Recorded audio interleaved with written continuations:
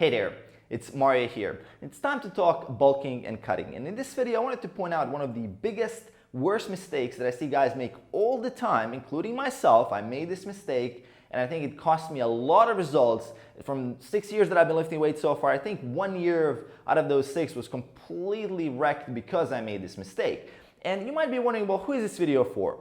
Well, this video is for guys who want to maximize, guys who want to get the best results, guys like myself. I want to maximize my time. I really am putting a lot of effort in my training and my diet. I want to get the best out of it. It's logical. I want to get the most gains as possible. And if you've been lifting weights for, let's say, 6 months to 3 years, this is probably a mistake that you're making right now as you're watching this video. And if you're a beginner just starting out, this is going to save you a lot of trouble in the future. So what is this mistake that I'm talking about? Well, it's either being stuck in what I like to call permacutting mode or being stuck in what I like to call perma bulking mode. And these are two a little bit different. They have different issues, different problems. So let's address the permacutting because that's a lot more common than perma bulking. So what is permacutting? Well, in the permacutting mode, you're always in that deficit. You're always trying to catch that six-pack, always trying to lean down a little bit more. It's never too lean. It's always about nutrition. It's always about that calorie deficit.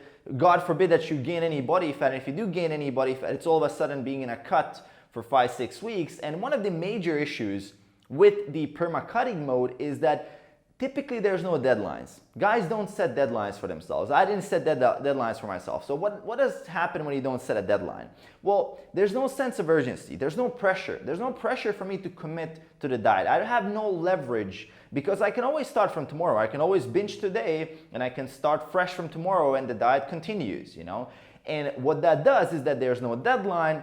The diet basically lasts an infinite amount of time. And that's a huge problem. And this is the so-called Parkinson law. As much time as you have, that's how much it's going to take. And while you're not committing to that cut, you're not getting the results from the cut, but at the same time, you're not getting results from building muscle and strength because you're nonstop varying and being in that calorie deficit. You don't have that momentum necessary to go either direction. You don't have the momentum for losing fat, not having the momentum for losing for gaining muscle mass, right? And at the same time, while you're being in that deficit, a lot of other things in your life will suffer. I mean, your focus, your work, your energy, and it's just becoming a thing that is draining your willpower and draining you in general in life because you're so obsessed with your diet all the time, as you just don't pull the trigger and actually get it done in that specific amount of time, whether it's 6 months, whether it's 3 months, whether it's whatever time it is, but it has to be a deadline. It has to be a specific date that you can put leverage on yourself. So you can either, to combat this, you can either join a 12-week transformation challenge, you can join a 6-month program like I have, for example. A lot of people that join my program,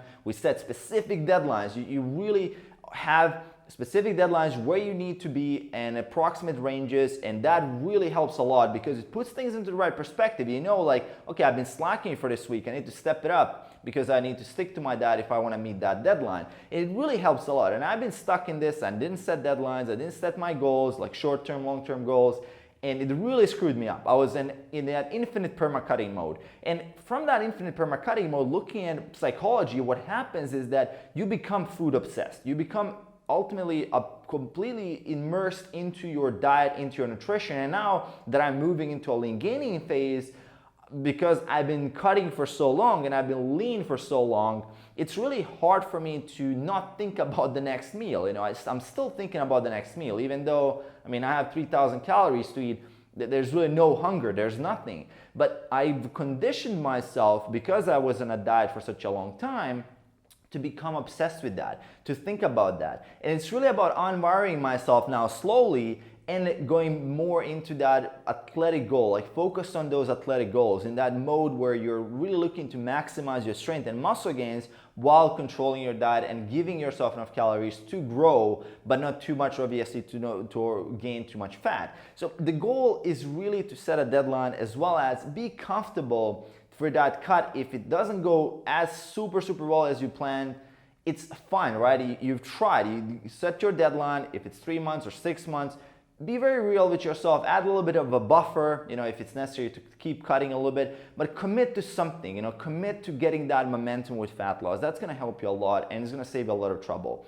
And in general, before we move into perma bulking, a lot of guys have been asking me in general, how long does it take? How long should each phase take? Well, look, after the first long cut, first cuts usually take a lot longer because you need to get used to tracking your macros, calories, learning about food, really if you want to get to that six-pack level.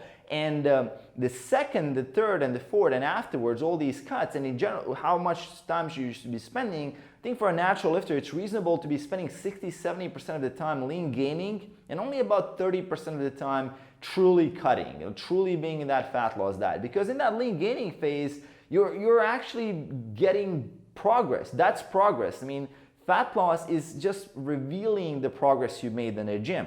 People forget that. People forget that we're athletes. We're in this as a sport. This is our sport, lifting weights.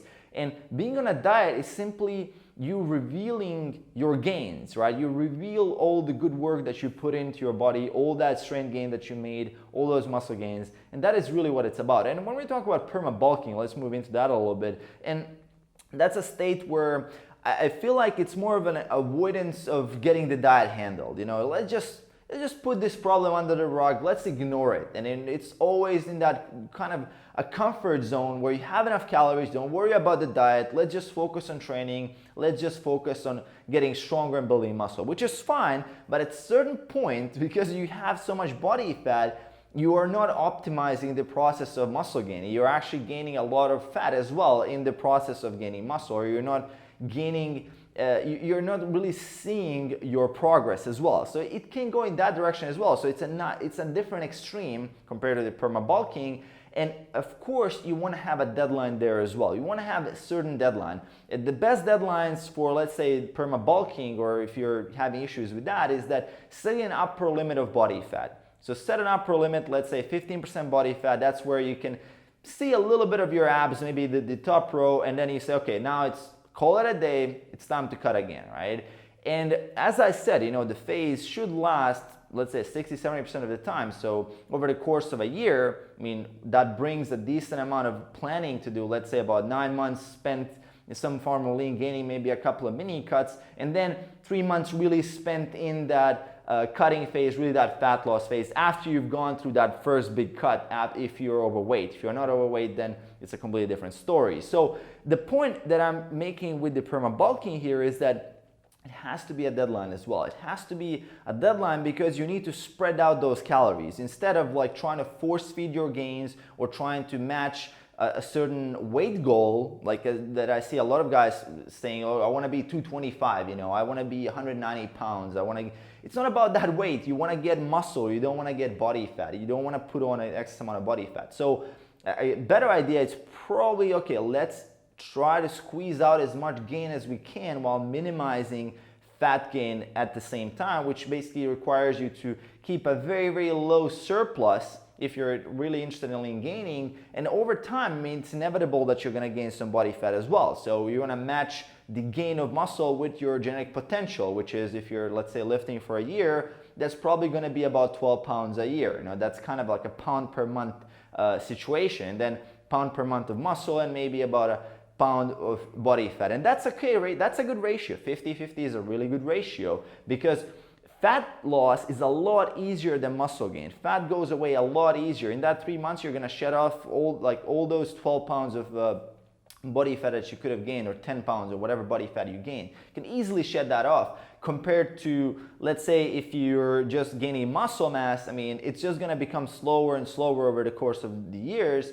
And for that reason, you want to take a lot of, you want to have a lot of patience. You want to take a really systematic approach and have these deadlines, as I said, to not fall into the trap of the Parkinson law like I did. And I hope this video resonates with you. I hope this will help you on your journey.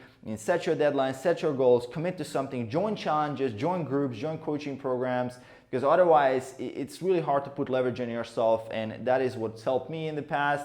So hope it's going to help you. Let me know in the comments below how this resonated with you. Aside from that, make sure to hit that subscribe button below to support the channel, and I'll see you in the next one.